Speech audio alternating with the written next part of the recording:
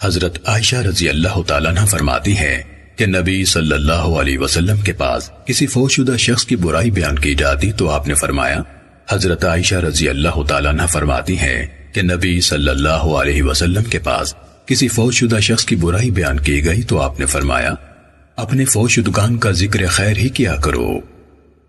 سنن نسائی حدیث نمبر 1937۔ حضرت عائشہ رضی اللہ تعالیٰ عنہ سے منقول ہے رسول اللہ صلی اللہ علیہ وسلم نے فرمایا مردوں کو برا نہ کہو کیونکہ وہ اپنے اعمال کی جزا و سزا کی طرف پہنچ چکے ہیں۔ سنن نسائی حدیث نمبر 1938۔ حضرت انس بن مالک رضی اللہ تعالیٰ عنہ سے روایت ہے رسول اللہ صلی اللہ علیہ وسلم نے فرمایا میت کے ساتھ 3 چیزیں قبر کی طرف جاتی ہیں، اس کے رشتہ دار، اس کا مال اور اس کا عمل۔ 2 چیزیں یعنی رشتہ دار اور مال تو واپس آ جاتے ہیں اور ایک چیز یعنی اس کا عمل اس کے پاس رہ جاتا ہے۔ سنن نسائی حدیث نمبر 1939۔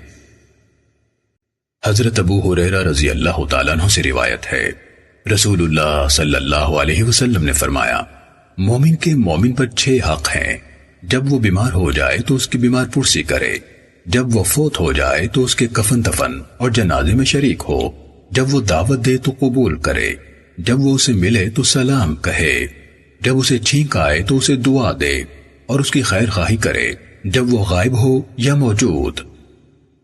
سنن نسائی حدیث نمبر 1940۔